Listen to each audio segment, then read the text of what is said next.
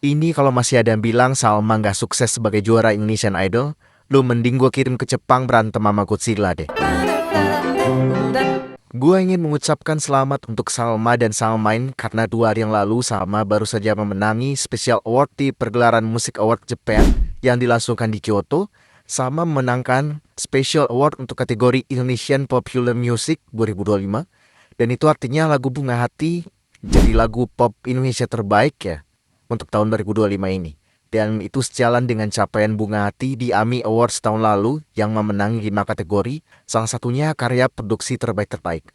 Jadi lagu Bunga Hati itu dianggap sebagai karya paling terbaik dalam hal kualitas dan sekaligus populer gitu loh. Dua perpaduan yang luar biasa yang jarang-jarang ada, karena biasanya lagu-lagu yang kaya secara produksi dan aransemen itu kebanyakan underrated gitu loh. Sebaliknya lagu-lagu yang gampang viral itu biasanya menggunakan aransemen yang mainstream dan lebih ringan. Menarik melihat bagaimana Music Award Japan yang dilaksanakan untuk pertama kalinya dan memiliki kategori khusus untuk mengapresiasi musisi-musisi di luar Jepang.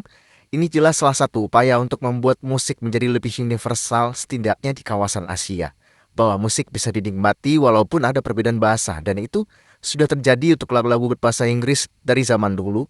Dan sekarang kita bisa melihat bagaimana K-pop juga udah mulai melakukan ekspansi yang luar biasa. Selain itu, event seperti ini bisa memberikan jalan yang lebih lebar untuk musisi-musisi terbaik Indonesia untuk memperluas jangkauan karya mereka.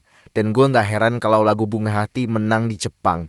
Karena secara histori dan perkembangan musik Jepang dari masa ke masa memang banyak dipengaruhi oleh black music seperti jazz dan blues, di mana sentuhan-sentuhan itu sangat dekat dengan lagu Bunga Hati.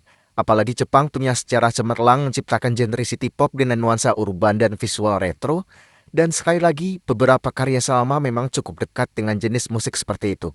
Apalagi Bunga Hati secara visual juga dibikin sangat retro sekali gitu. Dan gue rasa inilah pertimbangan Music Award Japan memilih Bunga Hati sebagai pemenang. Dan yang menarik, mekanisme penentuan pemenang Music Award Japan bisa dibilang cukup mirip dengan AMI Awards. Mereka juga punya 5.000 orang voter dengan latar belakang musik dan industri musik yang akan menentukan pemenang. Jadi ini bukan penghargaan yang votingnya publik ya. Tapi ada 5.000 orang yang berkecimpung di dunia musik dan industri musik secara profesional yang menentukan pemenang. Jadi ada jaminan kualitas bagi pemenang di situ.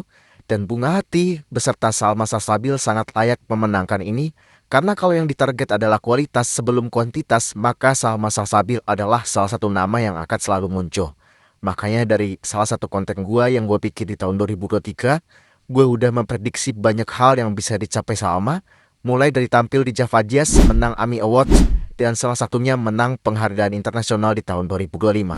Dan ini adalah penghargaan internasional kedua Salma, dan penghargaan internasional pertama yang pemilihannya melalui seleksi dan penjurian. Dan gue rasa ini tentu akan jadi pertimbangan juga bagi AMI untuk memperhitungkan album Berharap Pada Timur sebagai kandidat album pop terbaik dan album terbaik di AMI Awards tahun ini. Sekali lagi selamat buat Salma dan Salmain, dan untuk kesekian kalinya, soal musik dan musikalitas, Salma tidak pernah mengecewakan dan selalu meraih pencapaian-pencapaian yang bahkan di luar apa yang pernah kita bayangkan. Gue gak bisa bayangin sih, di saat Salma cuti, prestasinya terus berdatangan, apalagi nanti setelah dia kembali ke tahtanya sebagai penyanyi wanita pop terbaik Indonesia saat ini.